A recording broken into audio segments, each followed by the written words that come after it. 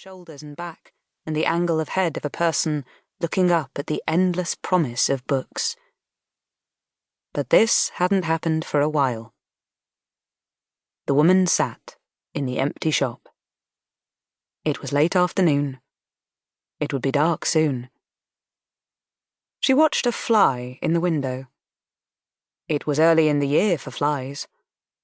It flew in veering triangles that settled on the Great Gatsby by F. Scott Fitzgerald to bask in what late winter sun there was. Or, no, wait.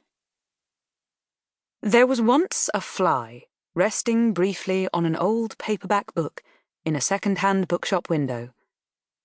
It had paused there in a moment of warmth before launching back into the air, which it would do any second now. It wasn't any special or unusual kind of fly, or a fly with an interesting species name. For instance, a robber fly, or an assassin fly, a bee fly, or a thick-headed fly, a dance fly, a dagger fly, a snipe fly, or a down-looker fly. It wasn't even a stoat, or a clegg, or a midge.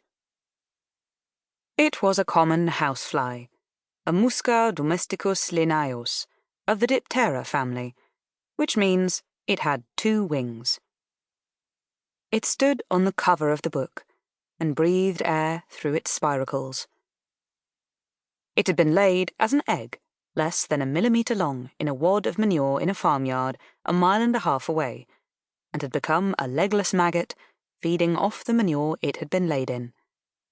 Then, because winter was coming, it had wriggled by sheer muscle contraction nearly 120 feet. It had lain dormant for almost 4 months in the grit round the base of a wall, under several feet of stacked hay in the barn. In a spell of mild weather over the last weekend, it had broken the top off the pupa and pulled itself out. A fly now, 6 millimetres long. Under an eave of the barn, it had spread and dried its wings and waited for its body to harden in the unexpectedly spring-like air coming up from the Balearics. It had entered the rest of the world through a fly-sized crack in the roof of the barn that morning, then zigzagged for over 1 mile, looking for light, warmth, and food. When the woman who owned the shop had opened her kitchen window to let the condensation out as she cooked her lunch, it had flown in. Now it was excreting and regurgitating, which is what flies do when they rest on the surfaces of things. To be exact, it wasn't an it. It was a female fly, with a longer body and red, slitted eyes set wider apart than if she had been a male fly. Her wings were each a thin, perfect, delicately veined membrane.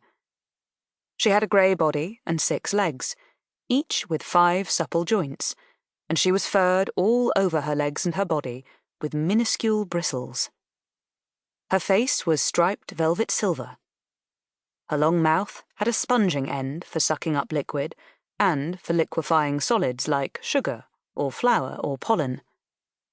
She was sponging with her proboscis the picture of the actors Robert Redford and Mia Farrow on the cover of the Penguin 1974 edition of The Great Gatsby.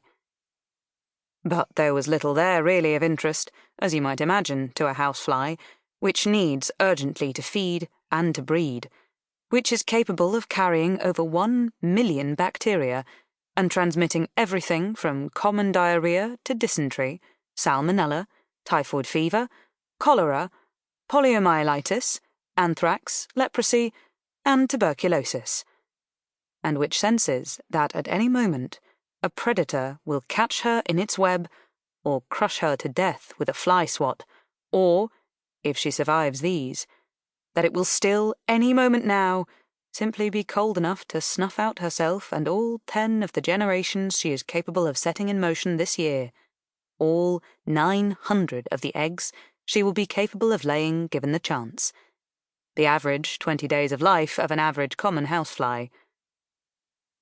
No. Hang on. Because there was once a 1974 Penguin edition.